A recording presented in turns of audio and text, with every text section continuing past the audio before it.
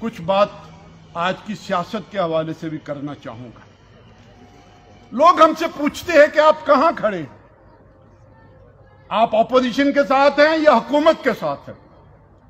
बड़े बड़े एंकर और कॉलम निगार वो तसव्वुर करते हैं कि कैंप सिर्फ दो ही हैं और तीसरा कोई कैंप नहीं है।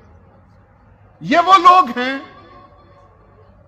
जो समझते हैं कि तस्वीर ब्लैक एंड व्हाइट ही हो सकती है, उसके अलावा और तस्वीर नहीं हो सकती। कलर्स का जमाना है, हर तरह के कलर्स मौजूद हैं, हर पार्टी की अपनी शनाख्त है। जमात इस्लामी अपनी शनाख्त के साथ खड़ी है।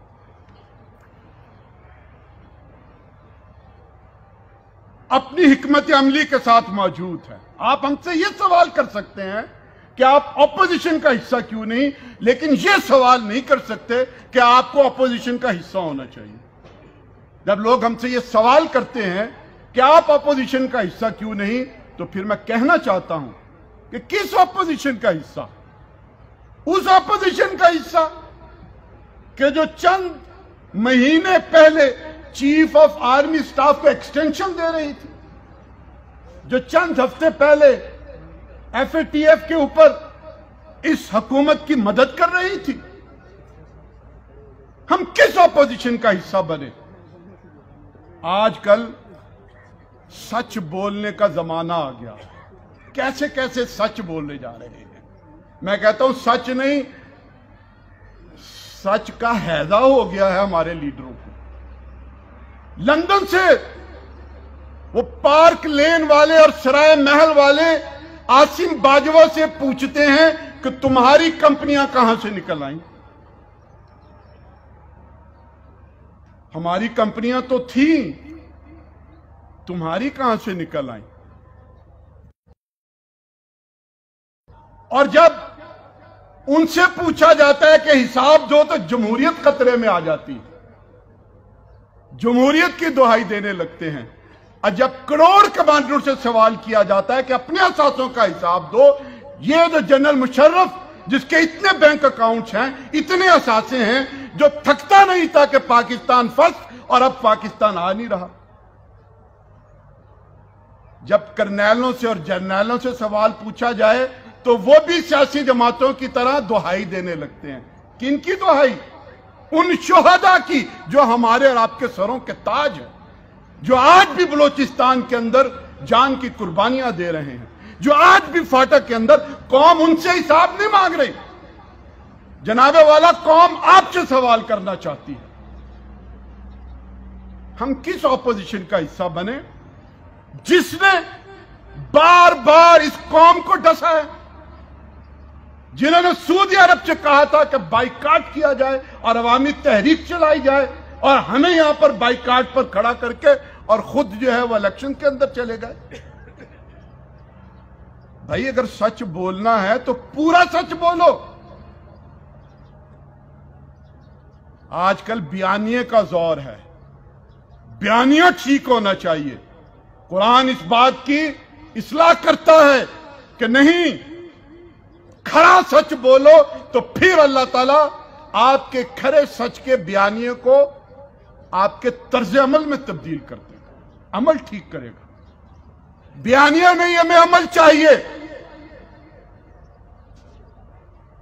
चीफ मिनिस्टर के साथ अगर कोई रुकने असेंबली मुलाकात कर ले तो उन्हें पार्टी से निकाल देते हो, और अगर जर्नैलों के साथ मुलाकात करने वाला जुबैर, उसको फिर तुम अपना तर्जुमान बना लेते हो।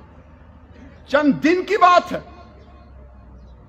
कौम को धोखा दिया जा रहा है एक बयानिए के ऊपर। बयानिए के पीछे जब तक ठोस अमल नहीं होगा, यह बयानिया बेवकूफ बनाने वाली बात है।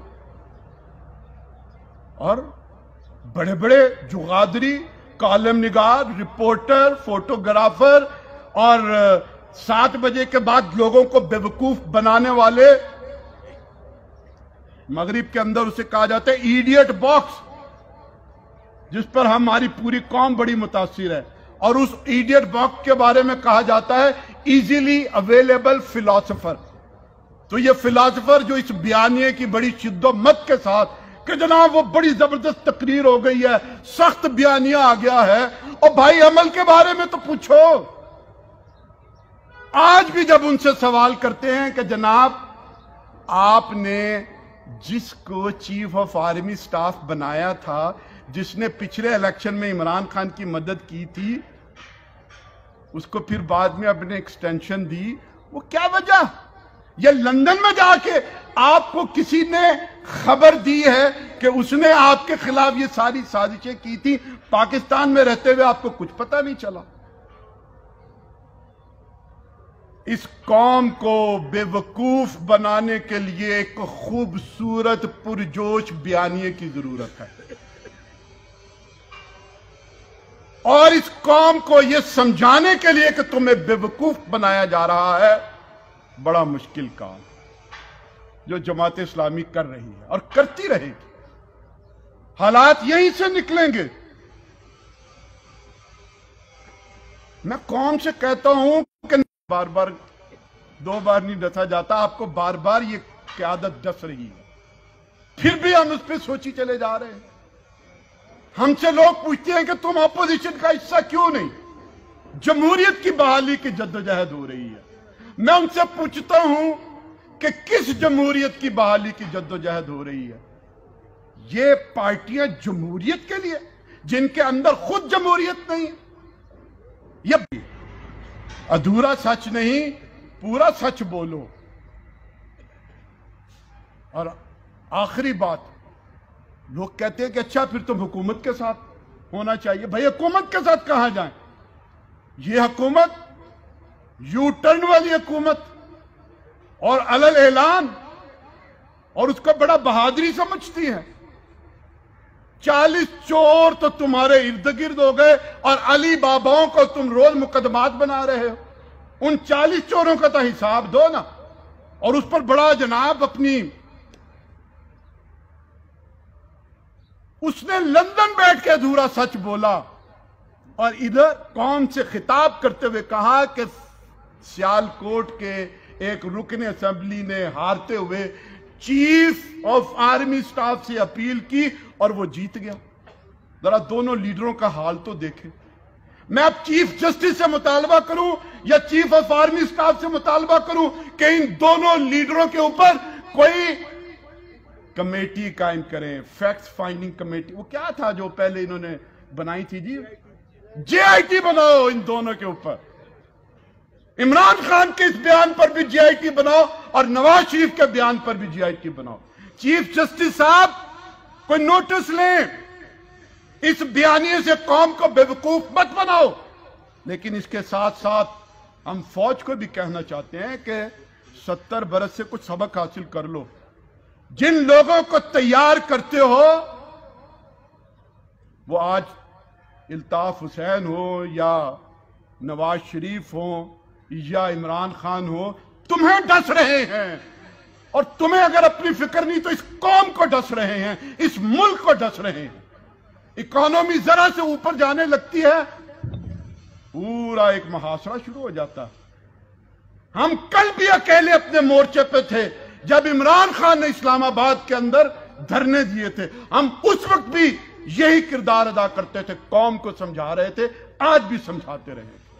اس لیے جو لوگ یہ کہتے ہیں کہ آپ ادھر نہیں ہیں اور ادھر، اور ہم کہاں ہیں، ہم انہیں بتانا چاہتے ہیں کہ ہم اپنے مورچے پہ پہلے کی طرح آج بھی ڈٹ کر کھڑے ہیں، لیکن ساتھ ساتھ فوج کو، اسٹیبلشمنٹ کو، بیوروکریسی کو، عدلیہ کو، کھلاڑی مت بنو، ریفری بنو، ریفری بن کر قانون کی حکمرانی کو نافذ کرو۔ کھلاڑی بن کر تم کھیل کو خراب کر رہے ہو، قوم کا نقصان کیے جا رہے ہو۔ تمہارے پاس ریڈ کارڈ ہیں، گرین کارڈ ہیں، جو بھی خلاف ورزی کرتے ہیں، چاہے وہ اس پارٹی میں ہے یا اس پارٹی میں، اس کو وہ کارڈ دکھاؤ، قانون کی حکمرانی اس معاشرے کے اندر پیدا کرو، اور پھر تم دیکھو گے کہ یہ قوم قرضوں سے نجات پائے گی، قوم خوشحال ہوگی، قوم ترقی یافتہ ہوگی، جب تک احتساب اکراس دا بورڈ نہیں ہوگا۔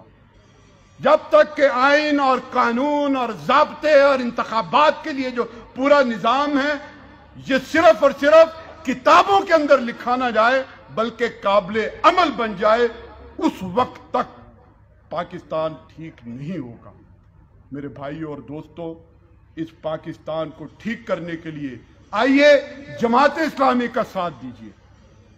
हमारा बयानिया ठीक है या गलत, मैं आपको यकीन दिलाता हूं कि हमारा तर्ज अमल 100% कुरान और सुन्नत के मुताबिक है। बयानिया किसी वक्त समझ में आता है, किसी को नहीं समझ में आता। बयानिया की हर तशरीह है। गालिब के एक शेर को कुछ इस तरह से समझा जाता है, कुछ उस तरह से समझा जाता है। इकबाल के भी बहुत सारे अशआर को कुछ लोग किसी करारदाद के हक में इस्तेमाल करते हैं और उसी शेर को, उसी बयानिए को उस करारदाद के मुखालिफ में भी लोग इस्तेमाल करते हैं। तो अमल को देखो, तर्ज अमल तब्दील होंगे तो ये मुल्क ठीक होगा, ये कौम ठीक होगी, पार्टियां सही जमहूरियत पर मबनी बनेगी तो इंशाअल्लाह जमहूरियत पर ये मुल्क भी आगे बढ़ेगा। सुभान रब्बिका रब्बिल इज्जति अम्मा यसिफून व सलामुन अलल मुरसलीन वल्हम्दुलिल्लाहि रब्बिल आलमीन।